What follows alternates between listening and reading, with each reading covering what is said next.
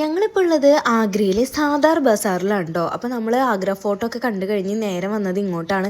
കാരണം നമ്മുടെ താജ്മഹൽ പ്ലാൻ നടന്നില്ലല്ലോ. ഒരു VIP വരുന്നതുകൊണ്ട് നോർമൽ പീപ്പിളിന് അലൗഡ് ആയിരുന്നില്ല. അപ്പോൾ അത് ക്ലോസ്ഡ് ആയി. അപ്പോൾ നമുക്ക് ഇഷ്ടപ്രകാരം സമയം ഉണ്ടായിരുന്നു. അപ്പോൾ വെറുതെ തിരിച്ച് റൂമിൽ പോയിരിക്കണ്ടല്ലോ എന്ന് വിചാരിച്ച് നമുക്ക് ചെറിയൊരു ഷോപ്പിംഗ് ഒക്കെ നടത്താം, പിന്നെ ഫുഡൊക്കെ എക്സ്പ്ലോർ ചെയ്യാമെന്ന് വിചാരിച്ച് നമ്മൾ അങ്ങനെ അഴിച്ചു വിട്ടു. നിങ്ങൾ ഇഷ്ടത്തിന് എപ്പോഴാണെന്ന് വെച്ചാൽ പോയി തിരിച്ച് പോരേന്ന് പറഞ്ഞിട്ട് നമ്മൾ സാദാർ ബസാറിൽ ഇറക്കി വിട്ടു.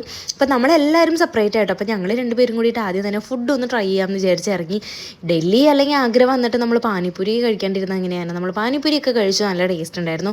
അത് കഴിഞ്ഞ് നമ്മൾ ഇങ്ങനെ നടക്കുകയാണ്. അവിടെ ഇങ്ങനെ കുറേ കാഴ്ചകളൊക്കെ കണ്ടിട്ട് അപ്പോൾ ഇങ്ങനത്തെ ഓട്ടോകളാണ് അവിടെ കൂടുതലും കാണുന്നത്. പിന്നെ വഴിയിലൊക്കെ ഇങ്ങനെ പശുവും കാളൊക്കെ ഇങ്ങനെ കിടന്ന് നടക്കുന്നുണ്ടാവും.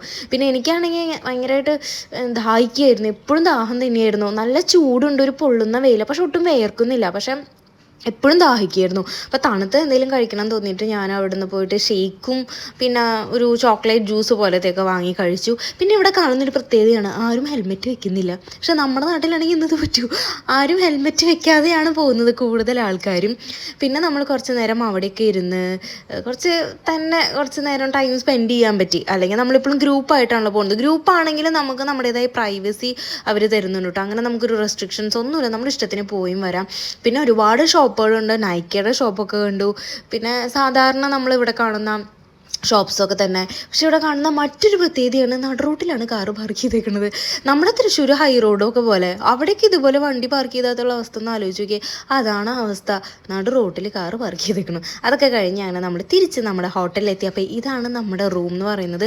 അത്യാവശ്യം നല്ല സൗകര്യങ്ങളുള്ള റൂമുണ്ട്. കയറി വന്നാൽ തന്നെ സൈഡിൽ ബാത്റൂം ഉണ്ട്, നല്ലൊരു ബെഡ്, പിന്നെ പുറത്തേക്ക് ചെറിയൊരു ബാൽക്കണി പോലെ ഒരു ഏരിയ ഉണ്ട്.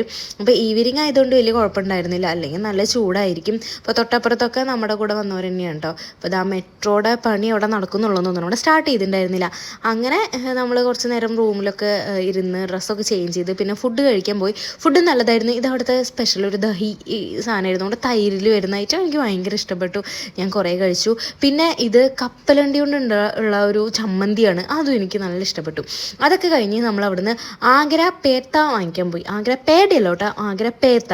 ഇതിവിടുത്തെ മെയിൻ സ്വീറ്റാണ്, കുമ്പളങ്ങിയാണ് ഇതിലത്തെ മെയിൻ ഇൻഗ്രീഡിയൻറ്റ് വരുന്നത്. കുറേ ഫ്ലേവേഴ്സിലുണ്ട്, പിന്നെയും കുറേ വെറൈറ്റി സ്വീറ്റ്സ് ഒക്കെ ഉണ്ട്. അപ്പോൾ നമ്മളിത് കുറച്ചധികം വാങ്ങി വീട്ടിലേക്കും ഓഫീസിലേക്കൊക്കെ ആയിട്ട് നമ്മൾ താമസിക്കുന്ന ഹോട്ടലിൻ്റെ തൊട്ടടുത്ത് തന്നെയായിരുന്നു. അപ്പോൾ അതൊക്കെ വാങ്ങി നമ്മൾ തിരിച്ച് റൂമിൽ പോയി.